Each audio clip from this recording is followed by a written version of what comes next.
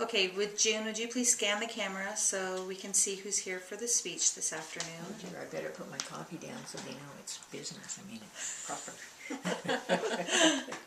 Are you scanning? I'm scanning. Okay. Thank you very much.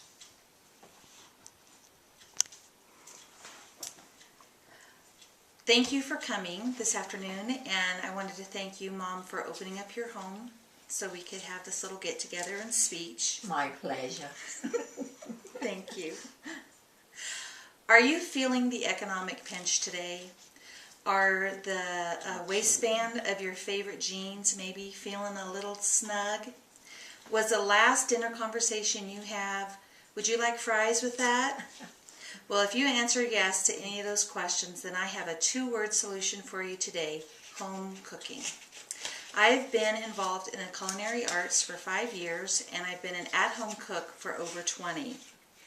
And today I would like to talk with you about 3 ways that home cooking will benefit you, your health, and your family. First, we're going to talk about how home cooking benefits your budget. The average family of 4 will spend $36 when they go to dinner at a fast food restaurant. For $36, you could go to the grocery store and buy the ingredients for a simple, delicious, home-cooked meal and have extra for dessert, and even pay for some gas. Marion Nessel, the professor of nutrition at New York University, says that the average family will spend half of their food budget eating out instead of eating at home. Home cooking and being budget conscious really go hand in hand, and it's easy. It's not intimidating at all. So I'm going to give you a few little steps to help you in purchasing your food for home. The first thing that you're going to want to do is plan your menus. It's really wise to look through your pantry, see what you have, and figure out how the ingredients you have already are going to be able to be worked into your meal planning. So plan your meal and also make room in that planning for leftovers, because you will want to work them into your menu plan. The second thing is to make a grocery list and stick to it. Don't go wandering off your list, being tempted by all those yummy little desserts they have or prepackaged food. Really try and keep everything that you purchase on that list. And finally, it's wise to buy produce in season. If you can, in the fall and the summer, go to farmers markets or go to your produce stand. And one other great way to save money on your grocery budget is to grow your own herbs. I know that once I became more familiar with herbs, I started getting favorites. I love basil and rosemary and oregano. And I've been blessed with 2 brown thumbs. So I was even amazed that I could grow herbs. And it's wonderful to have access to that. If you're going to make something that needs basil, you could just go out to your garden and pick it and bring it in and use it. It's fresh and it smells wonderful. How does home cooking benefit your health? When was the last time that you went to a drive-through restaurant and they asked you if you wanted a side of steamed broccoli with your meal? Probably never. When you're a home cook, you have the ability to control not only portion sizes, but what kind of calorie intake your family is receiving. When you're a home cook, you can also do away with a lot of foods that have preservatives in them, which have really been proven to be not so beneficial to our health. How does home cooking benefit the family? Time. We have so many time-saving devices today that seem really to rob us of time.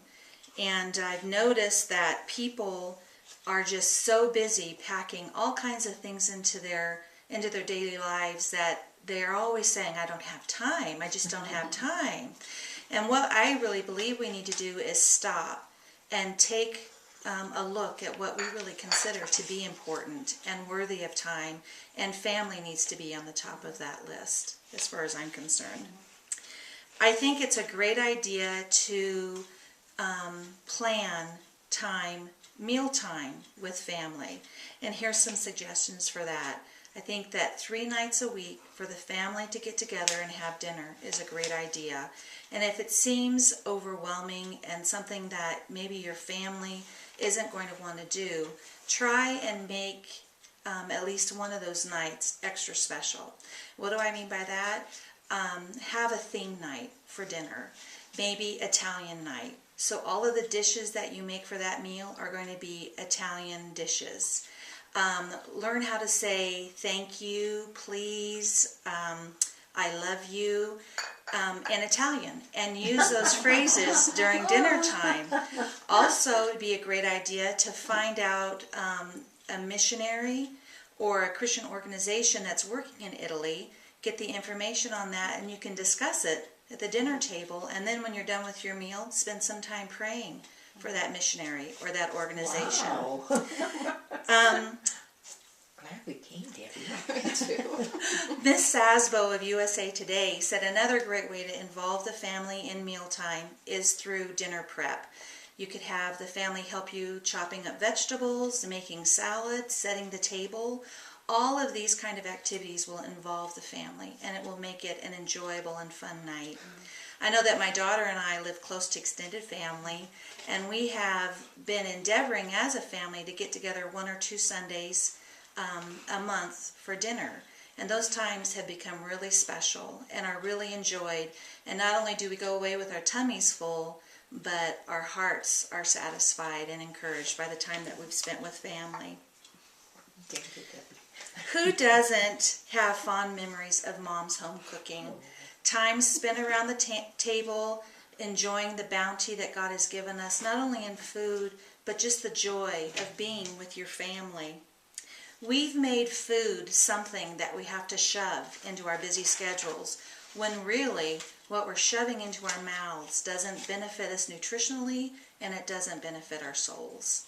So I would encourage you to plan times, menus and food that will nourish your family physically, and then plan times when you have those meals that are going to nourish your family's souls. You don't have to cook fancy or complicated gourmet meals, said Julia Childs. Just good food from fresh ingredients. Bon appetit.